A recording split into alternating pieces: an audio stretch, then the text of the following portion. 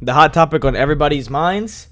It's been everywhere. I know you guys have seen it somewhere on social media. If you are on social media, the thing that happened the other day with two Polish military officers, I believe, died due to an airstrike that was said to have been sent by Russia. Word is, it was actually just a Ukrainian defense missile. That's what the official statement from the people in Poland, I believe, ended up being. Just a Ukraine-Russian defense missile that was intended to intercept a missile from Russia. So really, the missile that killed them was Ukraine. I believe you probably had some people that were trying really desperately to prove that and to really argue for that because they knew the consequences of them instantly jumping the gun and saying, hey, it was Russia's fault. That's not going to go well for the world, not just Poland or Russia, But, hey, man, let's see. How would the U.S. respond to a Russian nuclear attack in Ukrainian war? Let's go. Right now, a column of Ukrainian armored vehicles accompanied by tanks approaches their ready positions, prepared for a fresh assault into the Russian defenses outside Kherson. The Ukrainian counteroffensive has been wildly successful, beyond even the scope of the most optimistic military planners. Russia can't hold the line against Ukrainian grit and firepower, and its troops are on steady retreat across the entire Eastern Front. On Friday, September 30th, 2022, Russian President Vladimir Putin had annexed 4 regions of Ukraine, declaring them Russian territory. This now allows him to use all available means at his disposal to neutralize the Ukrainian counterattack. Now, with his back against the wall, Vladimir Putin becomes the second person in history to order the use of nuclear weapons in war. A brilliant fireball lights up the night sky, incinerating the column of Ukrainian vehicles. Here. Even inside their armored shells, the Ukrainian soldiers are killed instantly. Those who were far enough away to survive the heat and blast are killed by the radiation bombarding their bodies. Several hundred Ukrainian soldiers and a few dozen vehicles are destroyed. The attack has been largely insignificant in terms of military value. Ukrainian forces have mastered the tactic of dispersing and reuniting again for sudden offensives, but it sends a clear message to Ukraine and the rest of the world. Thousands of miles above the planet, a United States satellite, part of the American Space Surveillance Network, detects the distinct double flash of a nuclear explosion. The alarm is instantly relayed via communication. A lot of things could pick it up. Seismometers and things in the ground. We learned that with Veritasium. They have these things that, they monitor movement in the ground, stuff like that. And, well, we have a lot of things to detect any kind of missiles of that nature, or I should say magnitude. Communication satellites using the Secure Link 16 encrypted radio frequency system.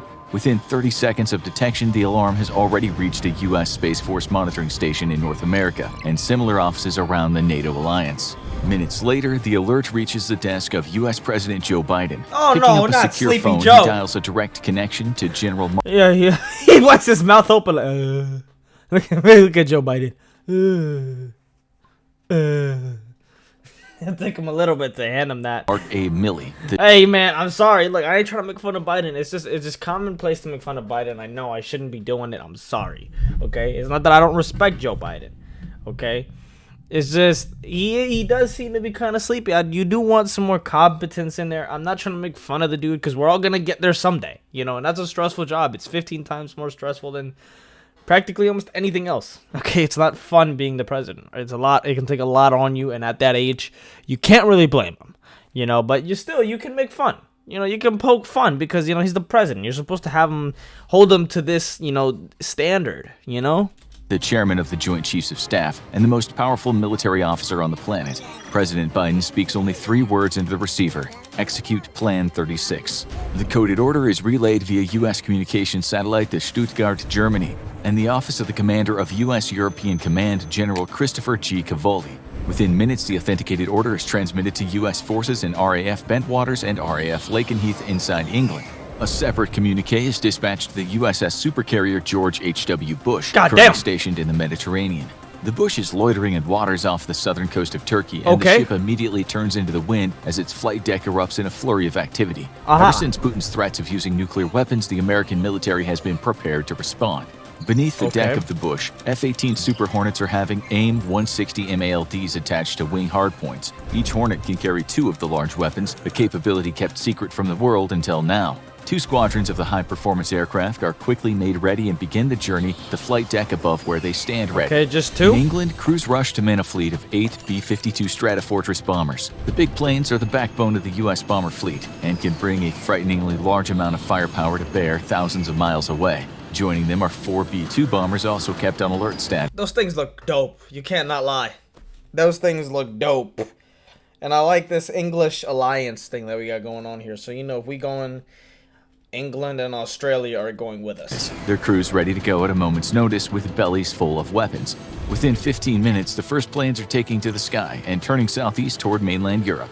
2 hours later, the bomber fleet links up with 2 squadrons of U.S. Air Force F-22 Raptors, taking off from bases in Germany.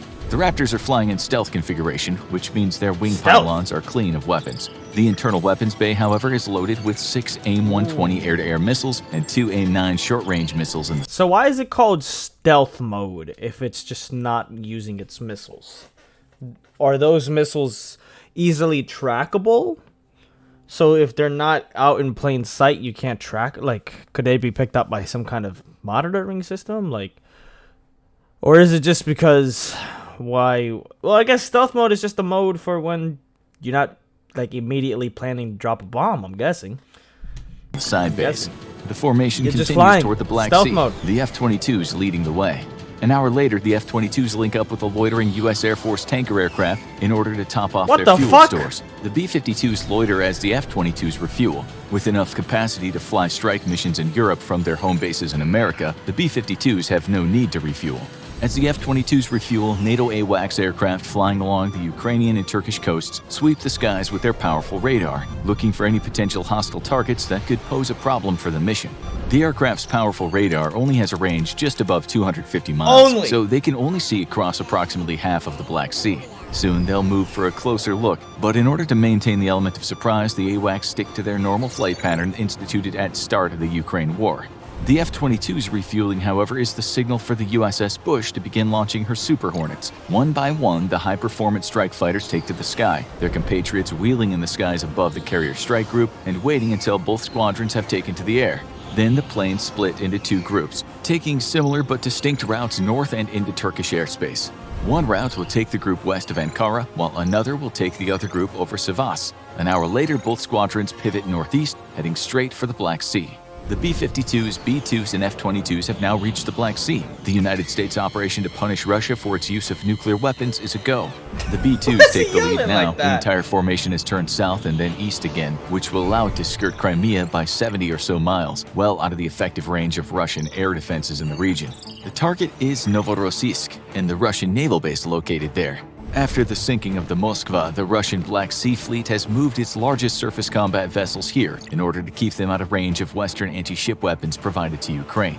The AWACS aircraft have shadowed the formation, sweeping the skies with their powerful long-range radar. The job is to look for enemy fighters, thus allowing the accompanying F-22s to operate without their own search radars on, ensuring their stealth. However, the powerful radar is being picked up by Russian sensors in Crimea. The Russians now know that an attack... See, that one's more clear of why it's called stealth. It doesn't have its radar on. Therefore, it cannot be picked up by this, what do you call it? These radars. Is coming. NATO hasn't deviated in any significant way from its pre-announced patrol routes for months, and the only reason an AWACS aircraft could be approaching Russian shores is if it's backing up a major air attack. It's not long before the AWACS planes pick up the signature of multiple Russian fighters taking to the skies. The data is relayed via data link to the Raptors, who stand ready to greet the Russian challengers. It's now time for the Super Hornets to do their part.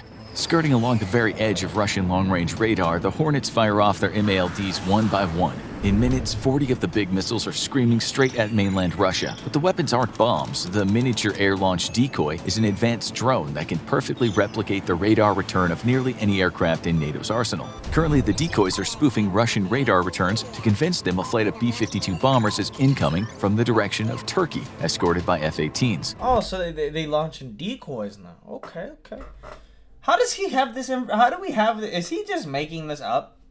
How do we have this information? Or is he just guessing? Is he just guessing? Because this all seems very well planned out. This seems very, like, you know, like this is like step by step what's gonna go down.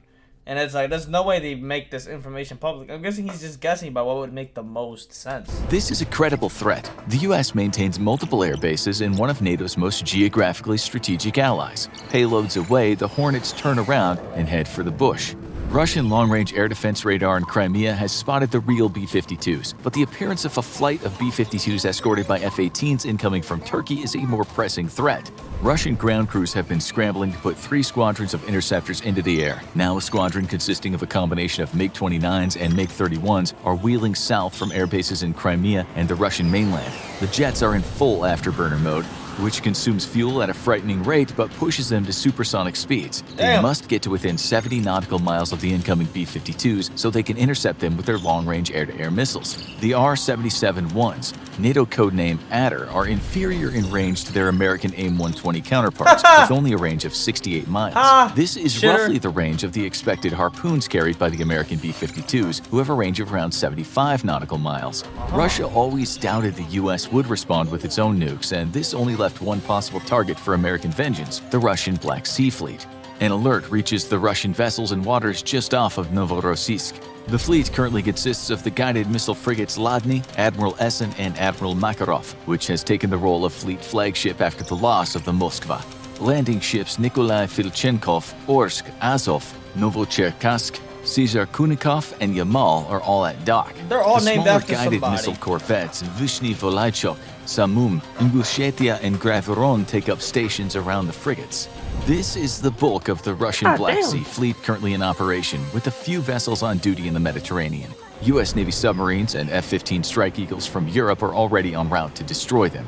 The entire fleet turns with their noses parallel to the incoming threat. Wait, how would their ships get there that quick? Hold on duty in the Mediterranean. U.S. Navy submarines and Navy submarines? I'm guessing. Wouldn't they take a bit to get there though? Or I mean, we got bases everywhere. I'm sure we might have one parked up somewhere else. F-15 Strike Eagles from Europe are already en route to destroy them. The entire fleet turns with their noses parallel to the incoming threat.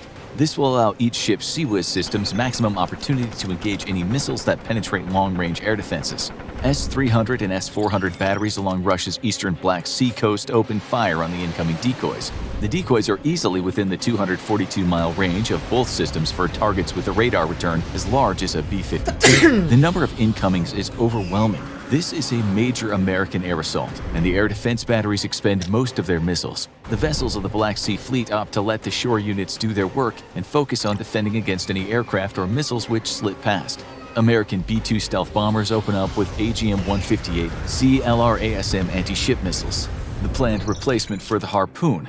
The U.S. military still operates only a small number of the weapons and only recently adapted them for use with a B-2. Each of the 4 B-2s unleash a volley of 16 of these low-observable anti-ship missiles, and Russian radar screens light up as they detect the 64 incoming missiles. The attack is a complete surprise, and the missiles are moving so fast that shore-based air defense batteries have no chance of catching the missiles before they reach their targets. Why does he scream like that, to defend against the attack, but the LRAS Why is he screaming like that? SIM's low observable features, making the missiles difficult to target. Low to make matters worse, observable. their missiles now dive toward the ocean, flying just above the water. So as it's hard they to detect scream them on toward their radar? targets. The missiles are within several dozen nautical miles before Russian radars can not just detect them, but target them. The Russian ships immediately fire off decoys. These immediately begin to fire off electronic signals meant to be more powerful than those emitted by real vessels, thus luring in anti-ship missiles to strike them instead. However, the American missiles are built with optical target recognition systems, ensuring that the weapons can tell the difference between decoys and the real thing. God damn! At just over 36 miles, the Russian radars finally can target the LRASMs, and the frigates are the first to open up with long-range surface-to-air missiles. It's like trying to hit a speeding bullet with another bullet, and the LRASMs can be difficult to target. Of the 64 incoming missiles, 16 are struck and destroyed. With just miles left to go, the corvettes open up with short-range Komar missiles. These missiles have a much smaller warhead, but several manage to strike true. Another 8 LRASMs are knocked out of action.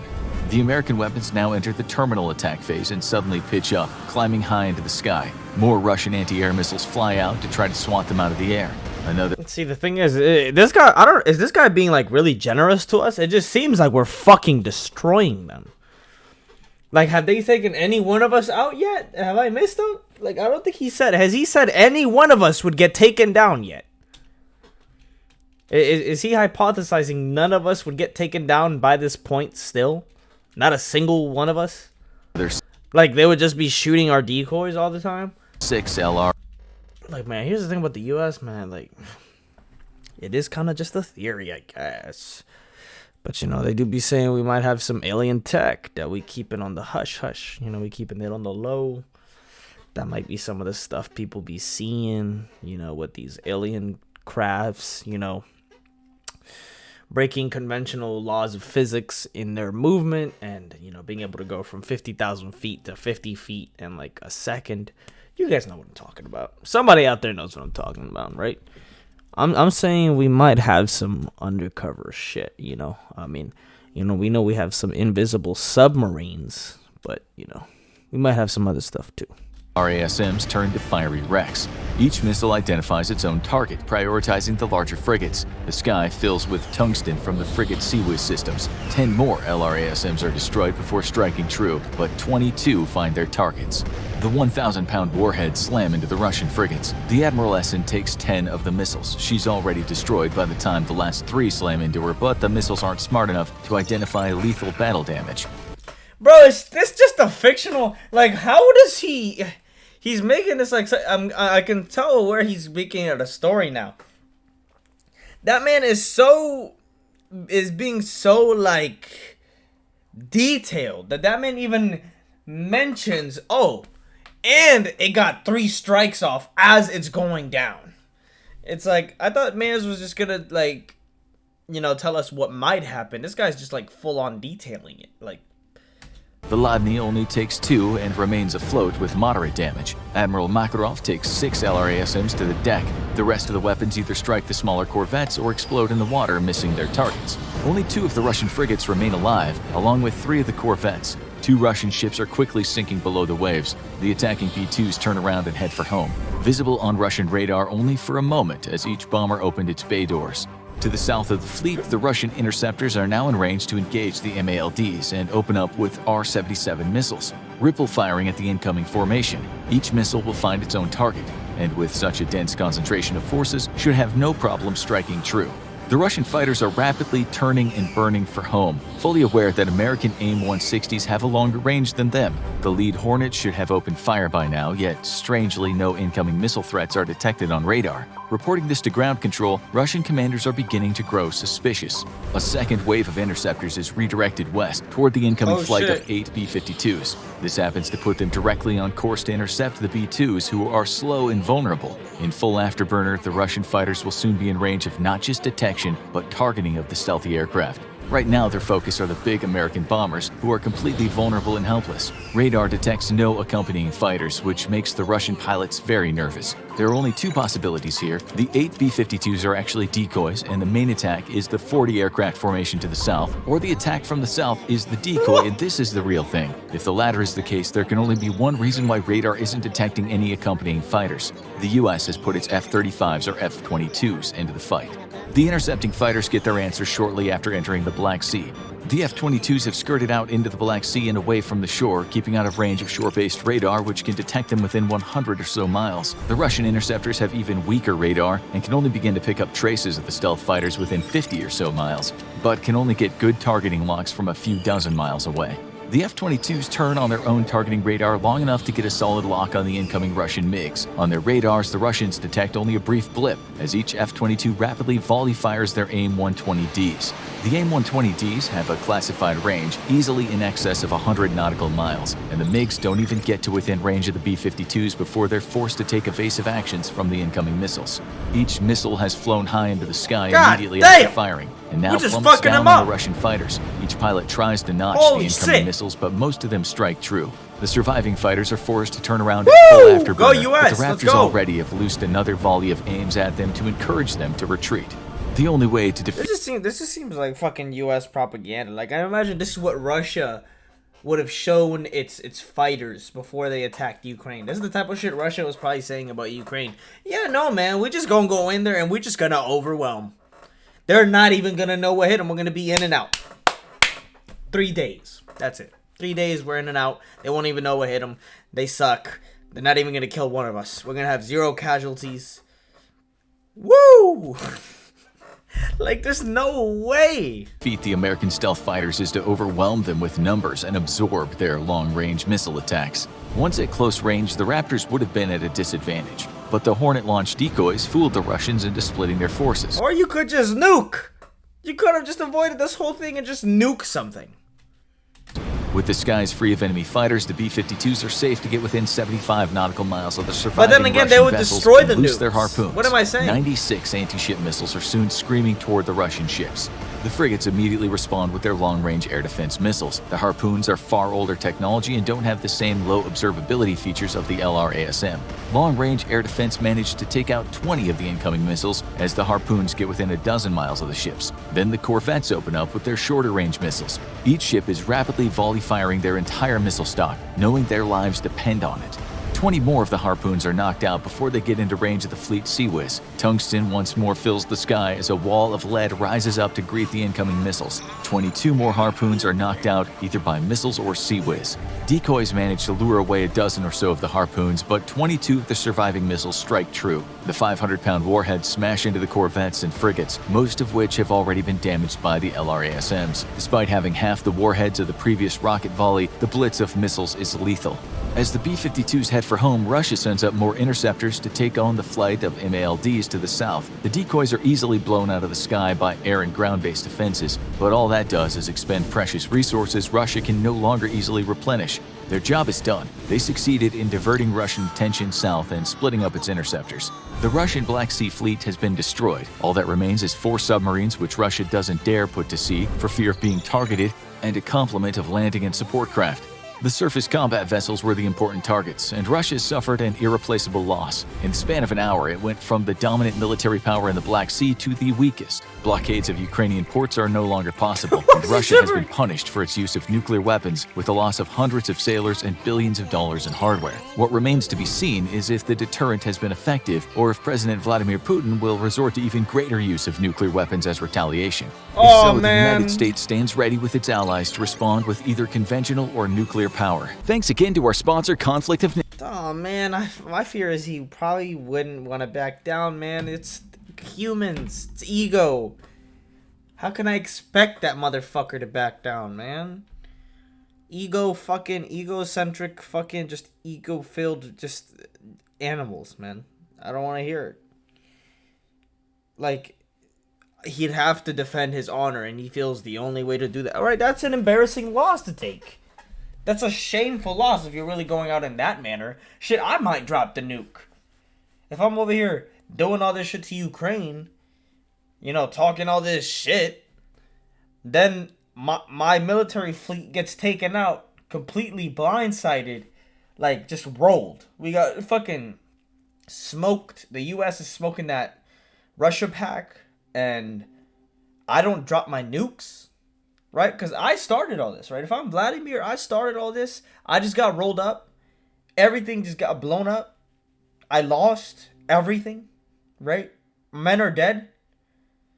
Millions have left the country trying to not be drafted into the war. There's sanctions everywhere. I've lost all my money. Motherfuckers are probably turning on me in my own government, in my own cabinet. It's just like, at that point, you're tensions are high. You're gonna do a rash move. He might drop that nuke. But if he does, then, well, bye-bye Russia. And maybe bye-bye some other stuff too, because we do not want nuclear war. Trust me, it's not fun. Like, not only one person or one little place is infected when you get into nuclear war. Okay, that's not fun for anybody. But let me know what you guys think. That was very detailed little story, I guess. It was more like one flaw in this video: Biden would need an extra member to remember the number of the OP plan. That's exactly what I'm saying. Yeah, he would likely have his senior U.S. advisor whisper in his ear. He likes that. Bombing the opponent's naval presence sounds like a lot of something else that happened 81 years ago beneath the deck of the Bush. This is for the best scenario. Disappointed that the command to respond isn't execute order 66. USA execute plan 66. It would be so much poetic. I guess we have to come up with something else now. Were to happen, the United States wouldn't be the only one to respond. It would be like this, plus multiple other countries. Russia would get smacked. We outnumber them. We have way better military equipment. It wouldn't even be close. Well, I sure hope so. And if that's the case, we do have to come to that. I hope that Putin then goes and does not have to explode any nuclear bombs. Just take the fucking fat L, be a man, and don't fucking drop the nukes out of fucking, anger or something. I need to prove my dominance, my military might. Shut the fuck. Get out of here. Let me know what you guys think. Let me know what you guys want me to react to next, and I'll catch you guys in the next one, man. Subscribe and all that good stuff.